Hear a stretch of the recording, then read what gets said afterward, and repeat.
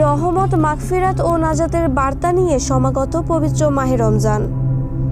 আগামীকাল থেকে বিশ্ব মুসলিম উম্মাহর সিয়াম সাধনার বরকতময় এই মাস শুরু হচ্ছে। মহান আল্লাহর সন্তুষ্টি লাভের আশায় মুমিন বান্দারা দিনভর রোজা এবং রাতের বিশেষ ইবাদতে মগ্ন হওয়ার প্রস্তুতি নিচ্ছেন। পবিত্র এই মাস মানুষের আধ্যাত্মিক জীবনে আমূল পরিবর্তন ঘটায়।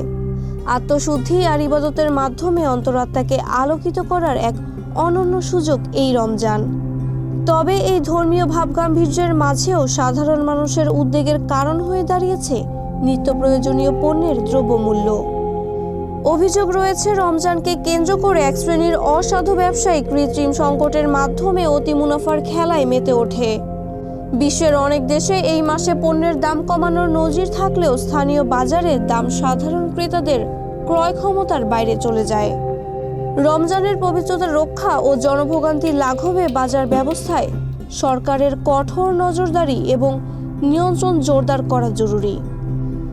রমজানের পবিত্রতা রক্ষা ও জনভোগান্তি লাঘবে বাজার ব্যবস্থায় সরকারের কঠোর নজরদারি এবং নিয়ন্ত্রণ জোরদার করা জরুরি। ব্যবসায়ীদের অনৈতিক মুনাফা ত্যাগ করে সংযম ও সেবার মানসিকতা ধারণ করা প্রয়োজন। তবেই প্রশান্তির সাথে ইবাদত বন্দেগীর মধ্য দিয়ে সফল হবে এবারের সিয়াম সাধনা। মাহবুবা ইসলাম, মানবকণ্ঠ।